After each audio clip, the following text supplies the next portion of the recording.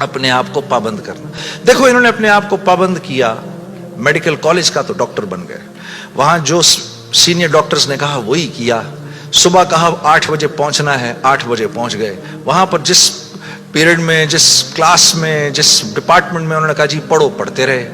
اس کے بعد 4-5 سال اپنے آپ کو پابند ہی تو کر کے گزارا, تو 5 سال کے بعد ڈاکٹر بن گئے. آدمی کو اپنے آپ کو پابند کرنا پڑتا ہے. دنیا میں جس چیز کو حاصل کر رہے ہیں اس کے لیے اپنے آپ کو پابند کرنا ضروری ہے. تو دین, اور پھر کیا ہے, جب پابند کیا تو اب ڈاکٹر بن گئے. اب ڈاکٹر بننے کے بعد ڈاکٹر بننے کے جتنے نفع ہیں اب وہ کمائے گا. یہ سیدھی سی بات. تو دین کے نفع اٹھانے کے لیے, کہ میں دین کے نفع اٹھاؤں, اللہ نے جو حکم دیا اس کے میں نفع اٹھاؤں, اس کے لیے پہلے ہمیں اپنے آپ کو پابند کرنا پڑے گا. اسی طرح سے اللہ جیسے کہہ رہے ہیں, جب وہ پابند کر لے گا تو پھر اس کے نفع اٹھائے گا, اور جو جتنا پابند کر لے گا اتنا ہی نفع اٹھائے گا. جیسے 1 گز زمین بھی زمین ہے اور پوری دنیا بھی زمین ہے. جس کے پاس 1 گز زمین ہے وہ 1 گز زمین جتنے فائدے اٹھائے گا, جس کے پاس پوری دنیا ہے وہ پوری دنیا کے فائدے اٹھائے گا. تو جس کی زندگی میں جتنا دین ہے اس نے دنیا میں نفع اٹھانے ہیں. جس کی زندگی میں جتنا کم دین ہے, پھر کیا ہے, مصائب اس کو گھیر لیتے ہیں, مصائب اس کو گھیر لیتے ہیں, حالات اس کو گھیر لیتے ہیں. کراچی سے, لاہور سے, فیصل آباد سے گلاسگو آ جانے سے حالات ٹھیک نہیں ہو جائیں گے. یہ کہیں اللہ کا وعدہ نہیں ہے کہ جگہ تبدیل کرے گا تو تیرے مزے ہو جائیں گے. نہیں, زندگی بدلے گا تو تیری زندگی بدلے گی.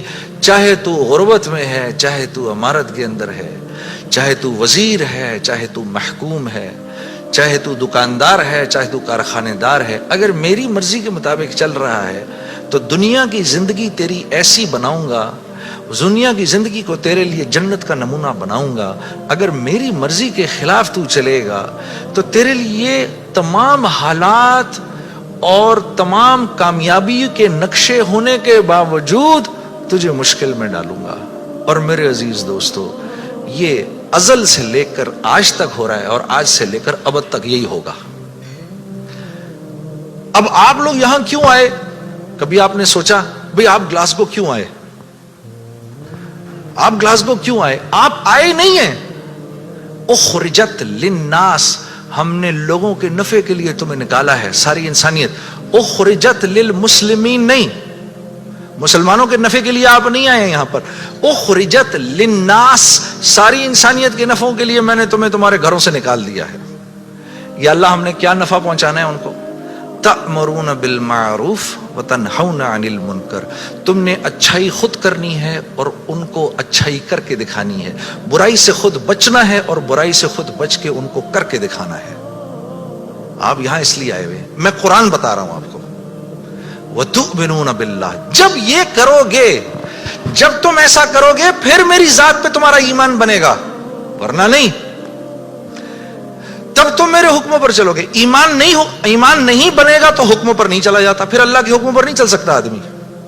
ایمان بنائے بغیر اللہ کو اللہ تو جانے گا, لیکن اللہ کی ذات کے تاثر سے دل خالی رہے گا.